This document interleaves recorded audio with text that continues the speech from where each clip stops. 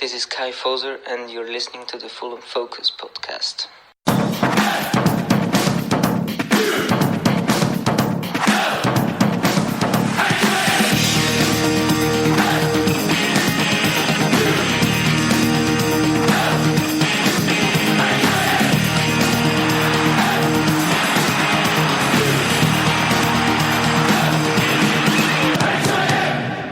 Fulham. Hello, welcome to the Fulham Focus podcast. My name is Matt Boisclair, and I hope you've all had a great weekend triggered by a fantastic 3 points in South Wales on Friday evening. Was this our best result of the season? Here to dissect it, firstly, is a man for whom December could not come soon enough. He's a big fan of Christmas, he's Welsh and he knows he is. Ipso facto, it's Matt Baldwin. How you doing, Baldo? My God, what an introduction. Oh, there's some in-jokes in there that will be lost on most of the audience, but that will get a lot of chuckles from the rest of the group. Fantastic intro, must be said, sir. Also joining me is Baldo's Tinder right-hand man. Just don't ask him for the stats on that particular topic. It's the man from Margate, Matt Statto Arter. How you doing, mate? And more importantly, how are Moncton FC getting on at the moment? Oh, hello there. I'm good, thank you. I'm good. I guess prior to today, we were on a 6-match unbeaten run we were. And then I agreed to do the podcast, and we lost 3-1 today. So I think there's some kind of voodoo going on here when I do the pod and when Moncton play. But yeah, you know, it's all good, maybe. But you know, they're the division above us, so you know. Well, speaking of unbeaten runs, 4 matches unbeaten for the Super Whites. Mm-hmm. So let's talk about Swansea. Fulham. Right, so let's get straight into it then. So the starting lineup, there was a surprise in AK-47 being available for selection after leaving the cottage in a protective boot on Tuesday night. He started, but Bobby Reid wasn't quite so lucky and missed out at the Liberty Stadium as Josh Onomah made only his second start of the season. Statto, talk me through the lineup and how did you think Josh Onomah got on? Yeah, sure. So the starting 11...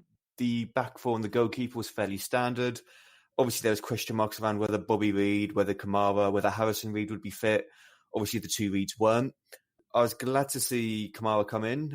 It's good to see that the injury wasn't too serious because, you know, he's been in good form as of late. And I think it's good to keep up the momentum of him being in good form. And I think he had an all right game. And then obviously Onomah came in and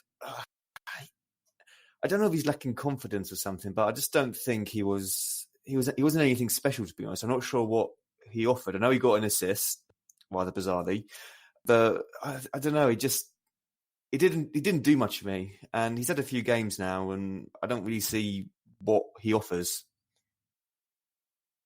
Yeah, I think the only thing he does offer is a bit of strength in depth to the squad when you've got 3 games in a week, because you know the midfield are looking a little bit light at the moment with Harrison Reid and Bobby Reid both being injured. Baldo, let me bring you in here. What did you make of the lineup and specifically Josh Onomah? I think Matt Arter's more or less said everything that I was going to say. I do question whether or not it is a confidence thing with Josh Onomah, because this is only I'm not going to mention how many appearances, because as we discussed in the chat, I'm not very good with how many times things have happened so far this season. I'm sure Statto will be able to fill me in. Maybe his 3rd appearance of the season so far, something along those lines. So it does seem a confidence thing that, you know, Parker hasn't really shown much trust in him so far this season. But just as an overall performance thing, I don't think he did too badly. It's not like he would, embarrass himself or gave a performance that made you think, hang on, what's he doing? Let's send him back to Spurs or whatever. It wasn't a terrible performance. At the same time, there is still a lot more that can be coaxed out of him. Absolutely, if he is going to be a vital member of the team going forward. Yeah, I can't see him being a regular starter by no stretch of the imagination. As Matt Arter said, maybe a rotation option for when we have 3 games in a week.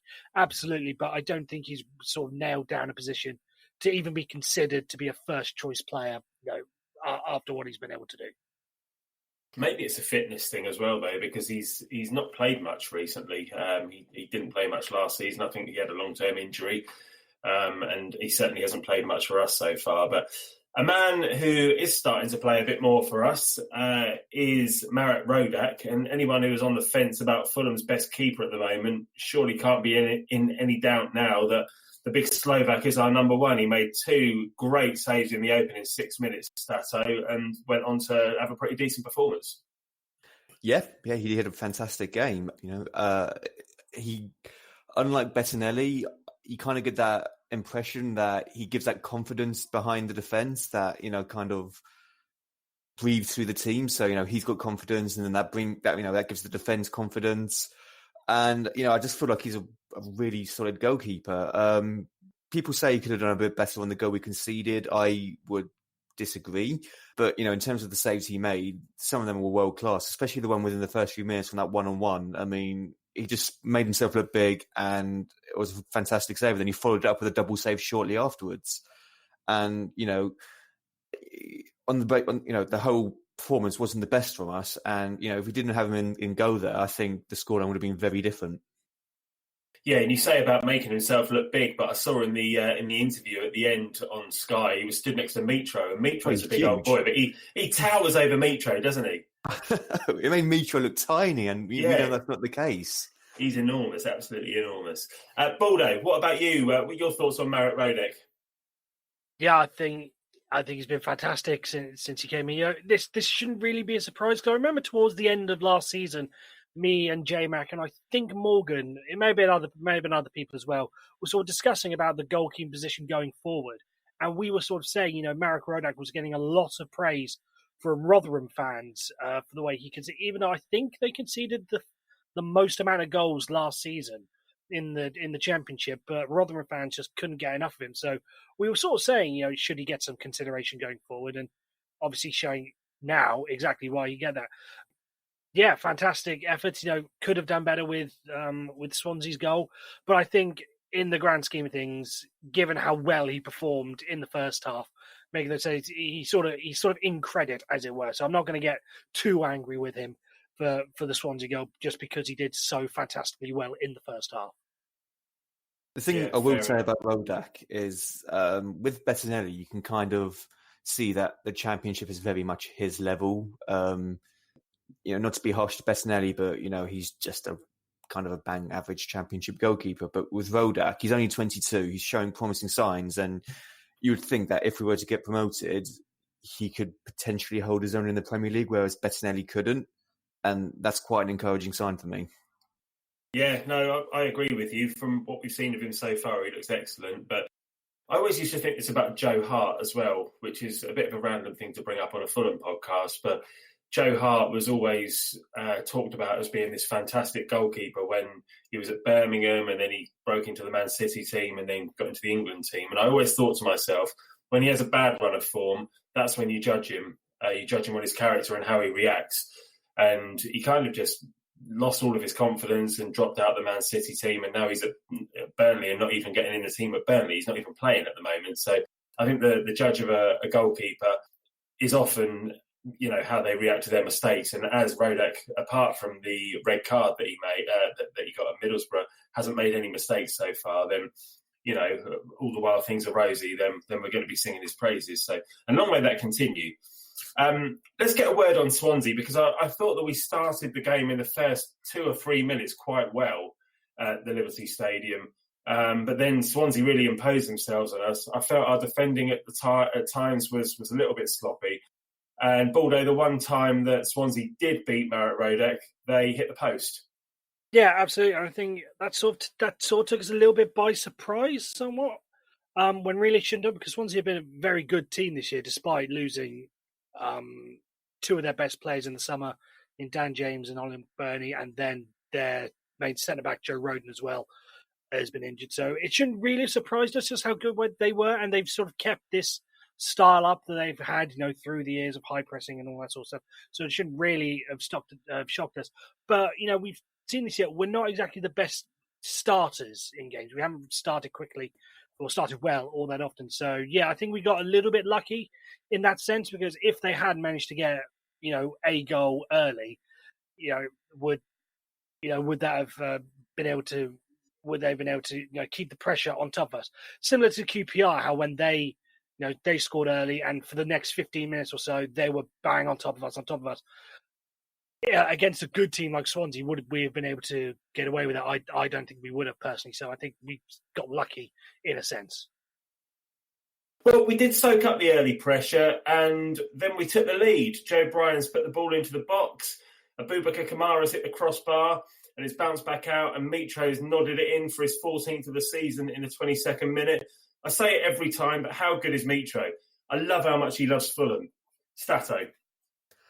He's great, isn't he? Like, I'm in a group chat with a load of my mates who just talk about football, and they're all different fans and everything. And whenever Fulham are on, we just talk about Mitro and just how much of a beast he is. Like, he shouldn't be in that league. Like, we are so lucky to have him in the Championship, and it's partly down to the fact that he's so settled in London, and he likes playing for Fulham, and he's just a man who he knows what he likes, and thankfully it's with us. And the goal was very well taken. It was just a simple tapping, but it was his positional sense that it was a typical goal poacher. He knew where to be, if the ball came out, and it was just a well taken goal against the run of play as well, I'd say. So it was the perfect time to score.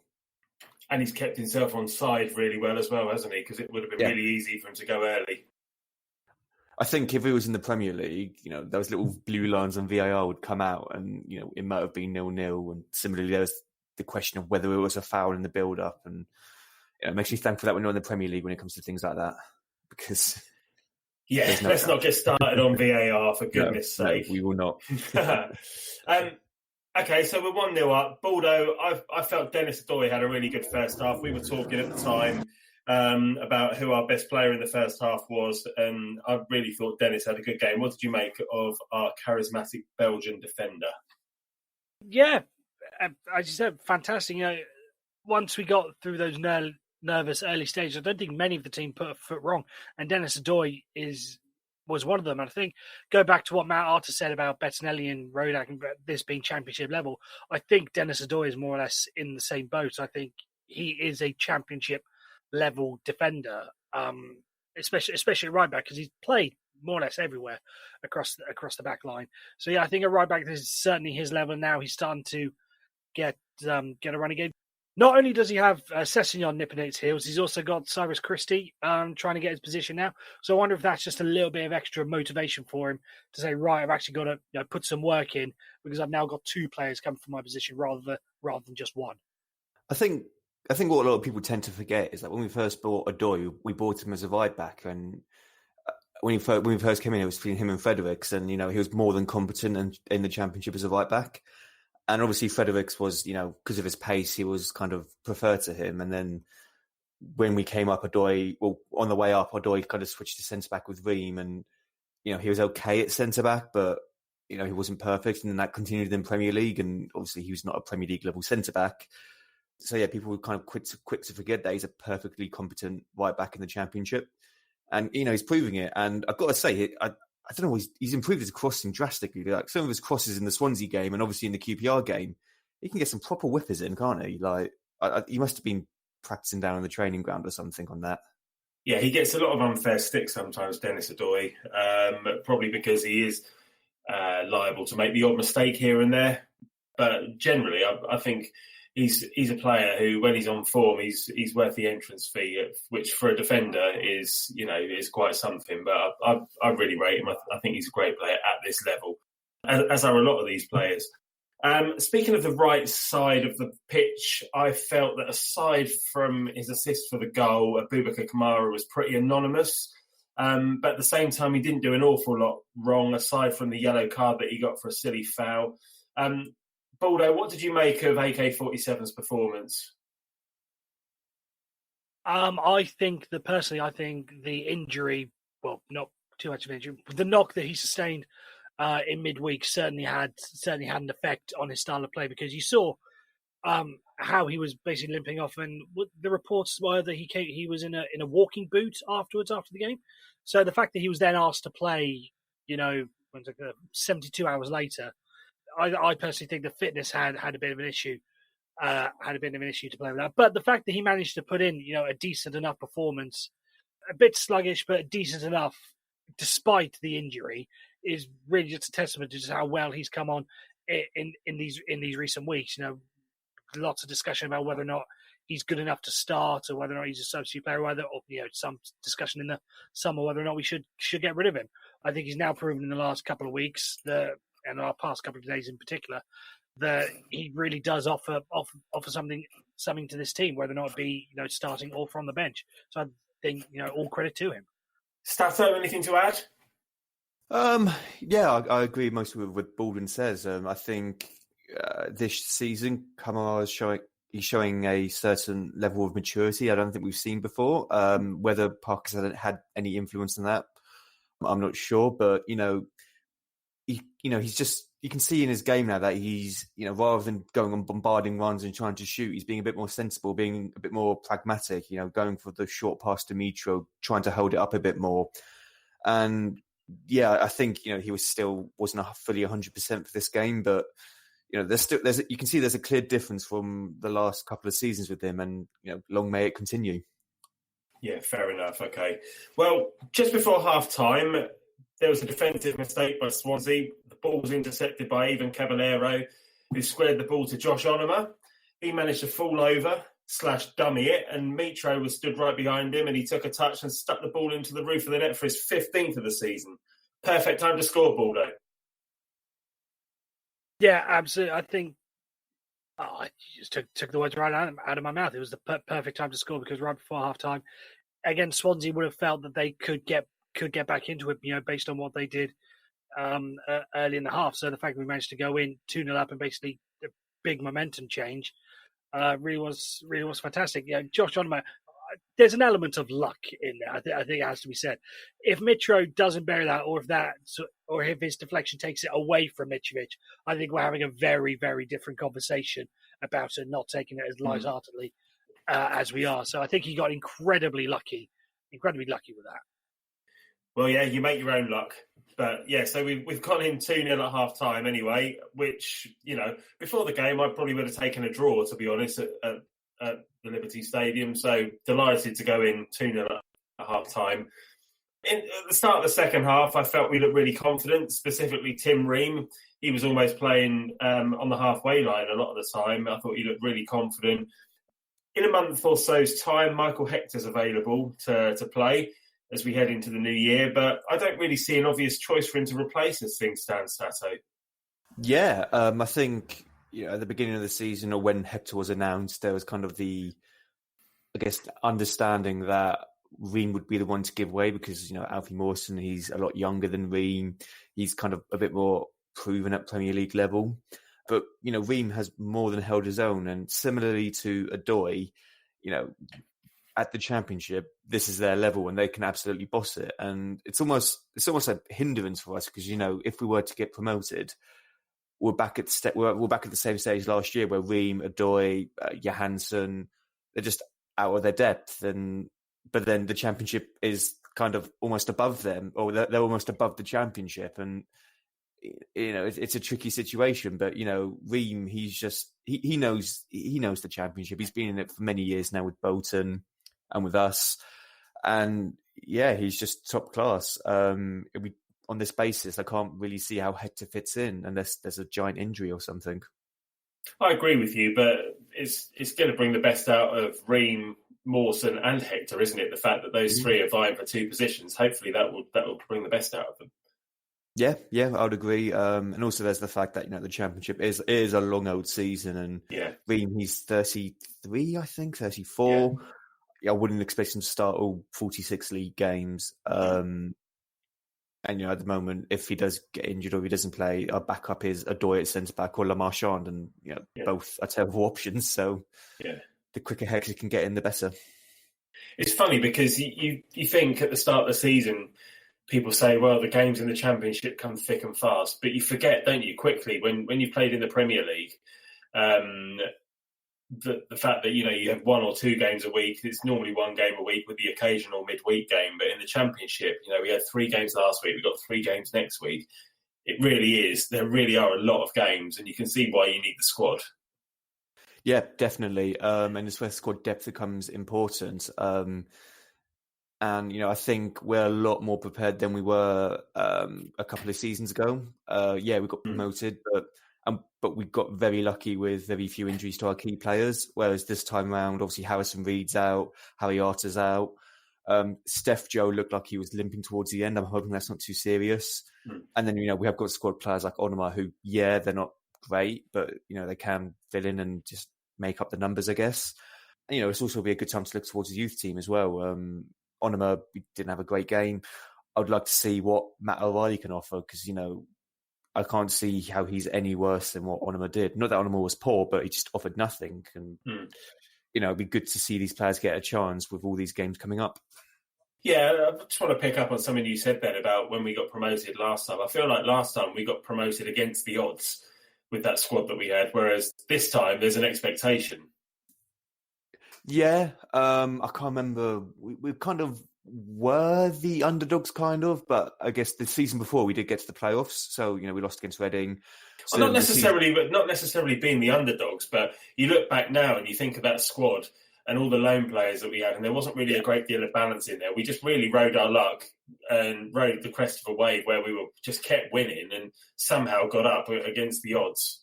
Yeah, I think we were kind of a team that, people said, they'll be up there, they'll be in the top 6 or something. And not necessarily, they'll get automatics. Whereas now people look at us, we have Mitrovic, we've retained a lot of players, we have got a lot of good loans in like Cavallero and Knockout, and people are like, I'd wager for them to get top 2 or something. And, that's a different kind of pressure, I guess, we have to deal with. Yeah, no, I think you're right. I think that's a fair point.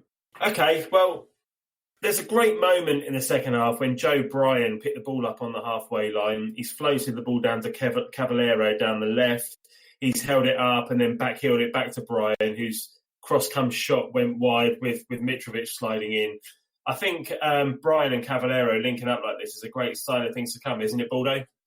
Yeah, absolutely. It's great to have these sort of partnerships going through the team. I think it can really benefit. But with stuff like that, we've discussed in previous podcasts whether or not we want, wingers to stay on their wings or if we want them to sort of keep crossing over. Because I think people have often complained like Knockhart and Cavallero staying on their wings and they're not quite suited to one of them. So keep switching. Something along those lines. I can't quite recall it right now. But if we do have these sort of partnerships that are flourishing, do we then have to sacrifice that? Does that need to have the wingers switch? If Bryan and Cavallero are performing well down the left, what happens for that next 10 minutes or so when Cavallero goes down the right? It's something that we're going to have to really try and work out, which is best for us. Yeah, Cavallero's in good form at the moment, though. He had a chance well saved by Freddie Woodman, which was closely followed by another great save by Rodak. But I think Cavallero's in great form at the moment, Baldo. What do you think? Yeah, absolutely. Probably one of our top five players of the season, I would say so far. Mitrovic probably far and away number one, undisputed.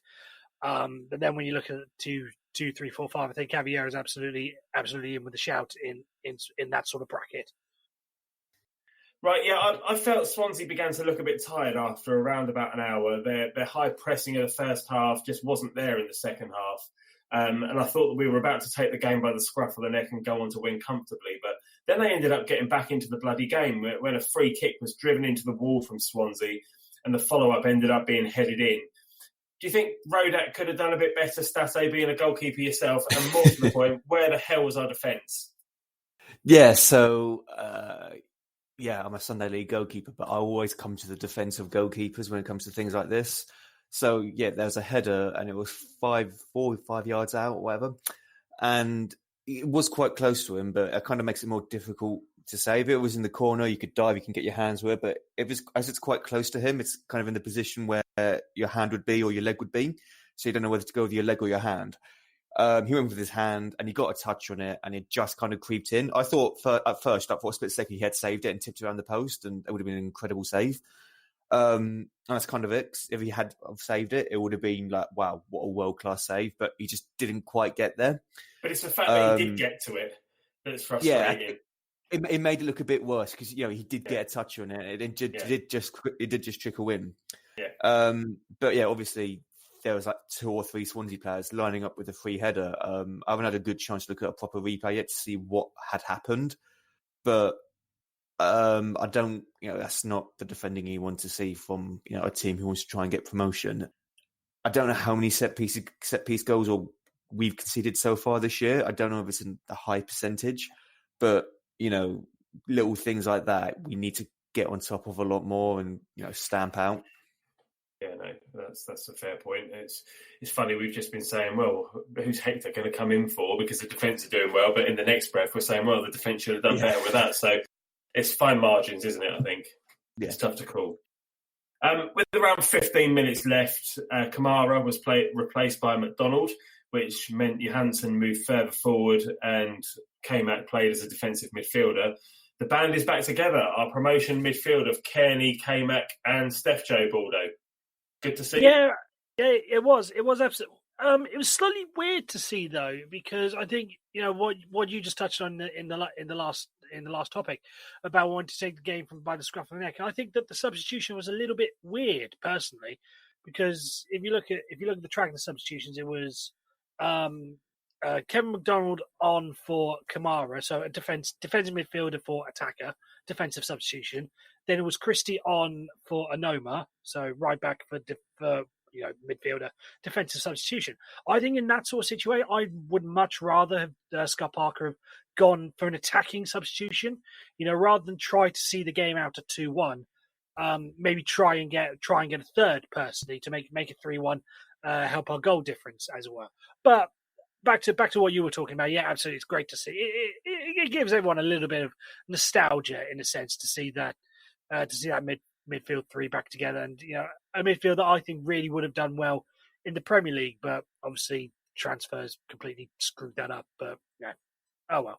But I look forward to maybe hopefully seeing that midfield three a lot more in the future.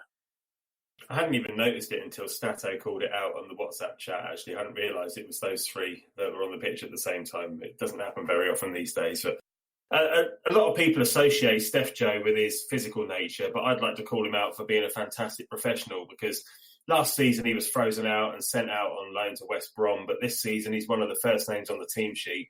Near the end of the game, what an interception when one of their defenders had the ball inside their own half, and he's just flung himself in front of it, blocked the ball and managed to keep it in play and almost created an attack too. Statto, talk to me about Steph Joe this season. He was man of the match officially against Derby in the week, and he had another good game in South Wales on Friday night. Yeah, he has been performing exceptionally well for us. I think he's the type of player that any team would more or less love to have in their team. He's, like I said, he's a model professional. There's a reason he's the captain of Norway. He kind of leads through his performances. He's having to play in a more kind of defensive role, which he didn't do 2 seasons ago when we were last in the Championship.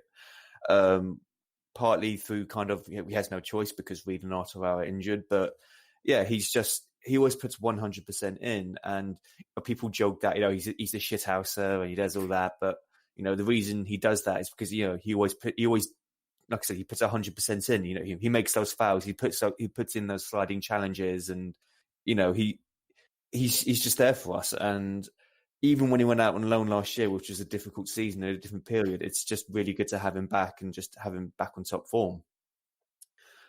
Yeah, the last thing we would have wanted is to go down from the Premier League and lose him as well, knowing how good he is at the Championship level. So it's great that we managed to talk him round and get him to stay. Yeah, and also a big shout out to Tom Kearney as well, because he's having to play a more deeper role now, and you see him, he's having to put tackles in, and you don't really associate that with Kearney. You kind of associate him with going forward, putting in the balls, having the shots, and it was a few years ago it was K-Mac and Steph Joe doing all the dirty work, but he's had to come in and he's doing that job very well. And people question whether he should be captain or not, but he's very much doing jobs that he's not really required to do, but he's doing them very well. So I think for me that's a good quality of a leader. It's almost a case of leading by example. He's one of those players, isn't he? Rather than somebody who's going to scream and shout. And we do have people on the pitch who will scream and shout. So, there's a nice balance, I think, even though Kearney's got the armband. All right, well, Anthony Knockaert came on for Cavallero with 5 minutes to go. Knockaert was criticised after his performance against Derby when he came on and tried to do everything himself. But he is a quality player. He just needs to be kept on the leash a little bit. And he looked like he'd been reminded of his team duties against Swansea. He wasn't on for long, but Baldo, he did add something to the team when he came on. What do you think? Yeah. Absolutely. Touching on what I said, it did give us that little bit of spark just towards the end, just in case there were any chances to be created. He gave us that. I think I've said previously. I don't know if it's been in the podcast or in the chat, but I've been slightly underwhelmed by Knockaert this season. He has some good moments, like the goal against West Brom. I think it was fantastic goal. But other than that, I think there's still a lot more that needs to come out from him. To be brutally honest, before I can actually say, right, this has been a good signing. I think I've said, he goes missing on some occasions. I think I just would like to see a little bit more from him going forward. The fact that he's out of the team at the moment and Kamara starts in front of him would suggest that Scott Parker agrees with you. I think he's very frustrating to watch because it's just a simple thing. He just holds onto the ball too long. It's like pass it, but he's just too busy just doing something else. And it's clear he's got the quality there, and it's a good player to have in our team. But I think he just needs to be a bit more of a team player and less of let's just take it on and just try and take on a whole bunch of players which won't work out. Yeah, no, I completely agree with that. I completely agree. And if he's the quality's obviously there, but like you say, just be less greedy. The last half an hour after Swansea pulled that goal back was really quite difficult to watch. It was quite nerve-wracking, but we got through it. We defended quite well, and we rode that particular storm, which I think is another string to our bow during a difficult game, Statto. Another good thing to add to the team. Yeah, I think with this team, we have a relatively new manager who's learning things as he goes along.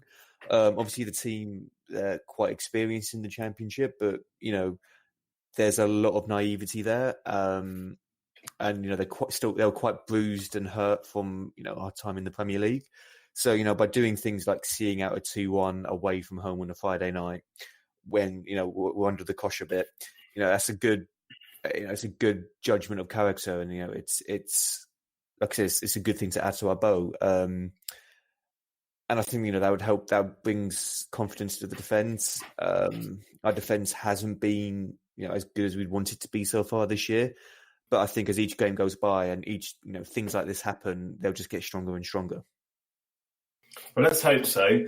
We've got 4 wins in a row now, especially after all the Parker out nonsense following the defeat at home to Hull. Is this our best result of the season, Baldo, all things considering? Yeah, I think it is because, this isn't most people will point to the 4-1 away at Reading, but let's face it, Reading are a terrible side, or worse, a terrible side at the time. 4-1, 4-0 home to Millwall, again, same thing, terrible side, so take that with a pinch of salt. I think this is our first positive result away from him against one of the bigger teams in the league. So yeah, because we played West Brom, we drew them, lost to Nottingham Forest, other teams around the top of the table, haven't exactly done the greatest with them. But yeah, absolutely, I think probably best result of the season by far. Yeah, I agree with you. All right, well, let's talk about the man of the match then. Statto, who would you give it to?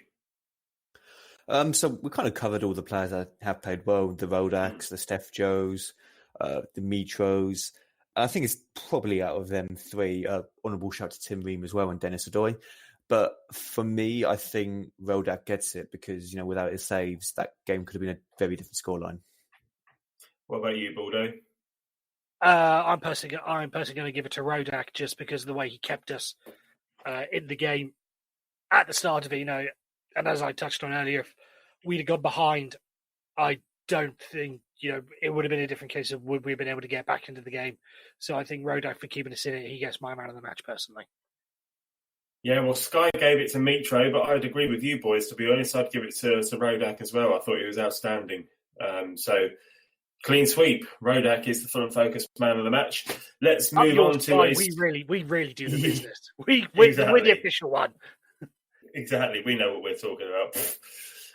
Let's go to a Scott Parker rating. Statto, what would you give Scott Parker out of 10 for this game? I think it's a solid 8. Most of it was spot on. Goalkeeper defence, attack was fine.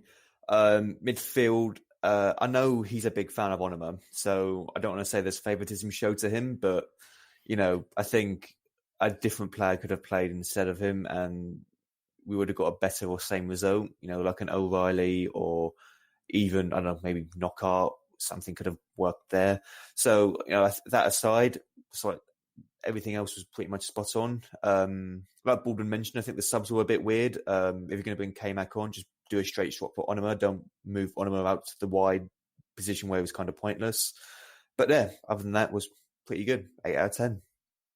Cool. All right. And Baldo, out of 10 for Scotty? It's a 7 from me. I more or less agree absolutely with what Matt Arter said, but I think he's gonna. I personally would dock a point just for being too defensive at the end.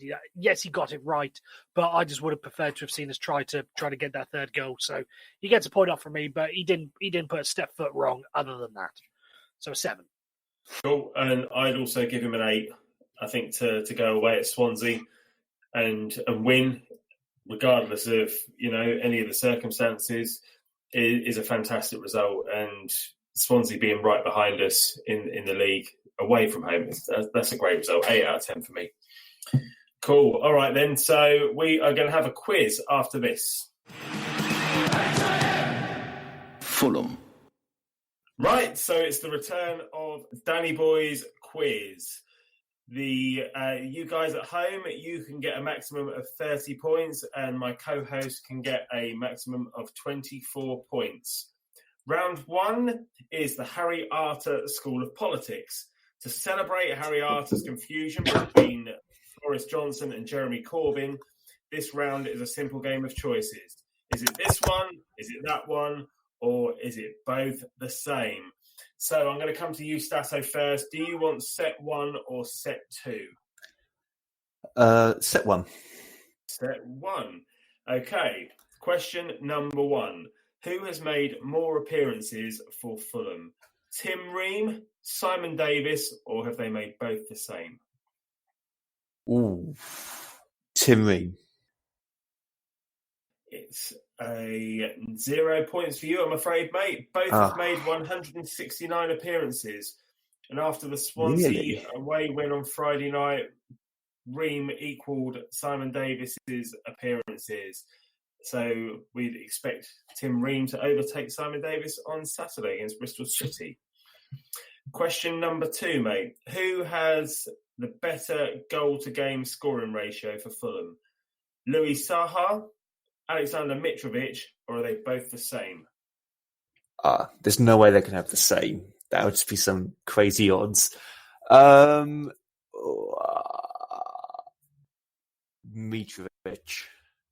Well, Louis Saha scored 64 goals in 144 games, which means he got 1 goal in every 2.25 games, whereas Mitrovic has scored so far 38 goals in 77 games, giving him a goal every 2.02 games. So you are correct. 1 point to you. 0.2. Okay, question number 3. Who has scored more goals for the club? Ollie Norwood, Ivan Cavallero, or have they both got the same? Right, Cavallero. Right. There's the goal against Huddersfield. There's the goal against Millwall. Was there another one? And then for Norwood, he scored a penalty against Borough. I'm going to say Norwood got more. You are correct. He got 5 goals, and Cavallero's got 4 so far. 4. Well done, mate. Okay, that's the end of that round for you, mate. We're going to go over to Baldo with set number 2 now. Baldo, you ready? Yeah, let's go for it. Okay, who scored more goals for the club? Matt Smith, Chris Martin, or have they both got the same? Ooh. Chris Martin. Matt Smith got 9 goals. Chris Martin got 11 goals. Well done, mate. That's a point to you. 11 goals. I don't remember any. I was going to say he got a lot of stick that season, but he was actually quite good in the grand scheme of things. Good. That's a strong word. Anyway, question number 2. Who made more appearances? Rui Font, Jazz Richards, or did they both get the same amount of appearances? I'd go for Rui Font. Rui Font made 29 appearances. Jazz Richard made 25 appearances. Well done, mate. That's another point to you. Question number 3. Which tough tackling shithouser has the worst record for bookings per game ratio for Fulham? Stefan Johansson, Michael Brown, or both the same? I'm gonna say Michael Brown. Stefan Johansson has 28 yellow cards in 120 appearances, which makes that a yellow card every 4.28 games. And Michael Brown has 12 yellow cards in 44 appearances, which is a yellow card every 3.66 games. So that's a full house to you, mate. 3 out of 3. Well done. Good start in round 1. Or if we're using Danny math, it's 4 yellow cards a game. With Michael Brown, it would not surprise me. Yeah. All right, moving on to round 2. Focus fortunes. You've got 5 guesses each here, and Danny rung me earlier and run this past me, and I don't think I'd have got any of these, to be quite honest. So it's a tough one, but good luck to you, boys. So taking it in turns, you've got 5 guesses each to name the 16 players who have scored only 1 championship goal for Fulham. Ooh. To confirm, they might have more than 1 goal overall for the club, but they only scored 1 goal in the championship.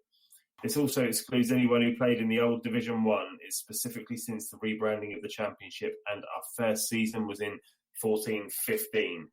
So I'm going to come to you first, Statto. Syriac, well played, mate. Syriac is on the list. It's a point to you. Baldo. Ryan Tunnicliffe. Ryan Tunnicliffe is not on the list, I'm afraid. He must have got more than 1. Statto, back to you. Matt Target. Matt Target away at Bolton. Well done, mate. Yeah. Point to you. Baldo. Sean Kavanagh. King Cav. Sean Kavanagh is on the list. Well done, mate. It's a point to you. Third guess for you, Statto.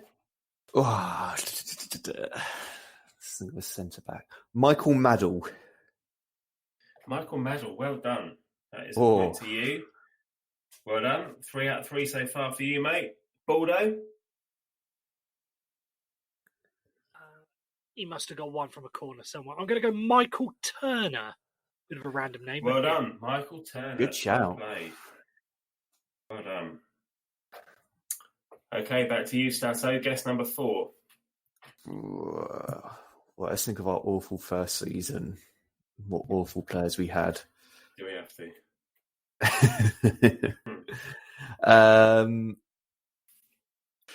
What was his name? Rohan Ince. Rohan Ince. Yeah, well done, mate. Yes. 4 out of 4. Well played. Baldo.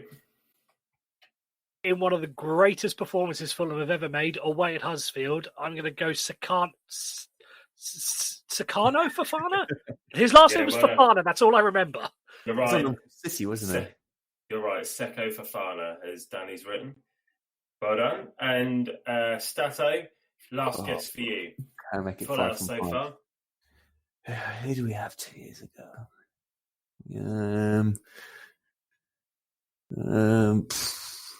Reminder that we are in the championship now. We are in.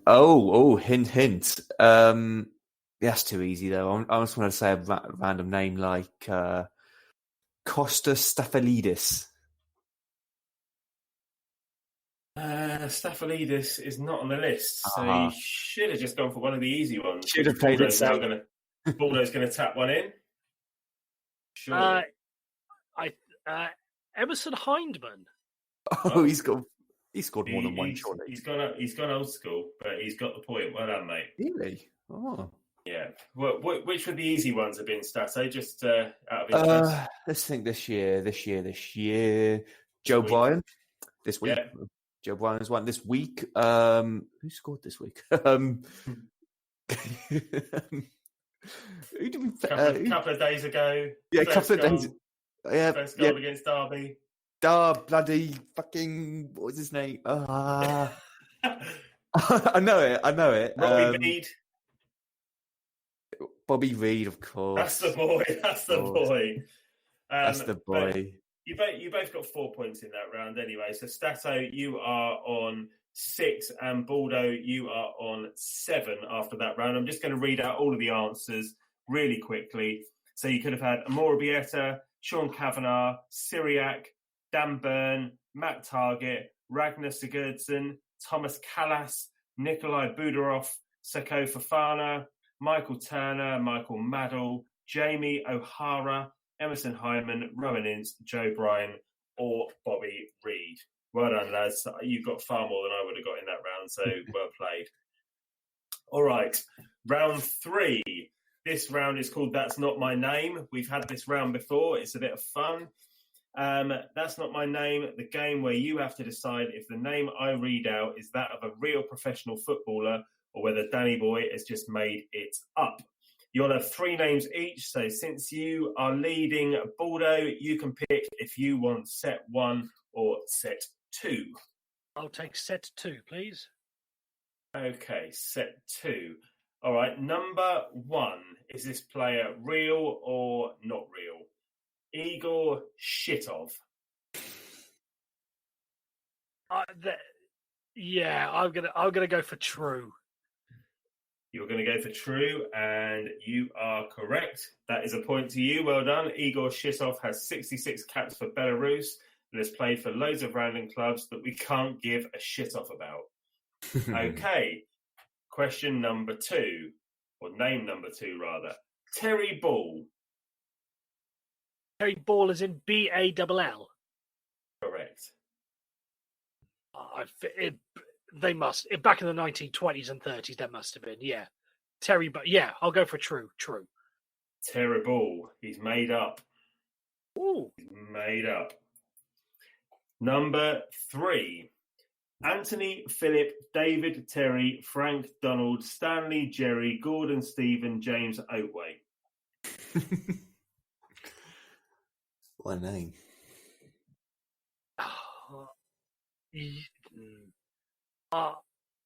I don't think Danny would have gone that far if he was making up a name. Because I imagine there must have been plenty of 5 names back in the day. Yeah, I'll go true. Because I don't think Danny would have bothered to go that far deep into it. Well done. Yeah, you're right. This player was reportedly named after the Queen's Park Rangers 1973 squad by his fanatical parents. Think I'd rather be called Igor Shitov, thanks. Good. Well done, mate. So that was 2 points in that round. So we're going to go to Statto and set 1 now. So Statto, number 1. Is this player a footballer or not? Josh Onoma. Just kidding. Debatable. Number 1, Shelley Crabb. Shelley Crabb. Would that be a women's footballer or just a man called Shelley? No, that's not real. You're right. Danny made that up. Number 2, Donald Cock. Donald Cock. No, that's not real either. He is real, and he played for Fulham. He scored 44 goals for Fulham in 94 appearances between 1919 and 1922. Can't believe you don't remember that. Oh, well, bit before my time. Maybe. Bet he had a hard tackle as well. Yeah. Number 3, Raphael Scheidt. Raphael Scheidt. Not real. He is real. He is real. Man. A £5 million disaster from the John Barnes, Kenny Dalglish management team at Celtic. Scheidt only started 3 league games for the boys and later joined Botafogo. He lived up to his name. He did. All right. So moving on to round 4, which is the guess the player round. Let's just have a quick top up of the scores. Baldo currently on 9 and Statto 7. So you need this one, mate. You need to go in early on this one. We got this. So we got this. Fact 1 is 8 points. Fact 2 is 7 points, etc. Right the way down to fact 8, which is just 1 point. Okay. Fact number 1. Shout out when you are ready or when you think you know, but you'll be frozen out if you don't, if you get the wrong answer, or you'll be frozen out regardless once you shout it out. Okay. Fact number 1, this player is 6 foot tall. Fact number 2, he spent 1 season with us on loan. Fact number 3, he scored 2 goals for the club at either end of the cottage. Fact number 4, he's played for the England senior team. Fact number 5, he has played for the England. Sorry. Fact number 5. No. Fact number 5, he currently plays in the Premier League. Hang on a minute. Did I say he's played for England? Yes. You did. Fact number 5, he currently plays in the Premier League. Fact number 6, he is considered to be a defender. Fact number 7, he was voted last season's player of the season. Oh, Statto. Who? Go on, Statto. Is it Callum Chambers? Okay, you're frozen out. Fact number 8, he plays for Arsenal. Yeah, it's Callum Chambers. It's Callum Chambers. So you came in on number 7, which gives you 2 points, which It's a tie. means it's a draw. Oh. It is a draw. So I don't have a tiebreaker. So let's call it a draw between the two Matts. Well done, mate. There we Well go. done, boys. Can I just say that I was going to say Zap Knight until I remembered the 6 foot tall thing. Yeah. Oh, Because yeah. I remember he scored 1. I think it was then later given to Andy Cole against Bolton, first game back at the cottage. Against Bolton. And then he scored on the last day of the season against Norwich. So I thought that's what you meant. Because one was at the Putney and one was at the Hammersmith end. So I was going to say that, but then I just remembered the 6 foot. I mean, if you said it, you'd have been wrong. It's the same result. Yeah. Oh, well. You might as well have just kept quiet. There you go. Might as well. Oh, well. All right, lads. Well, thanks ever so much for joining me, and as ever to you all for joining us at home. Remember to subscribe to the Fulham Focus podcast if you don't already do so. This way, our nonsensical ramblings will be delivered to your device twice a week or as and when we get around to recording. The Whites are third in the league. Can we be topped by Christmas? Come on, you Whites. Cheers.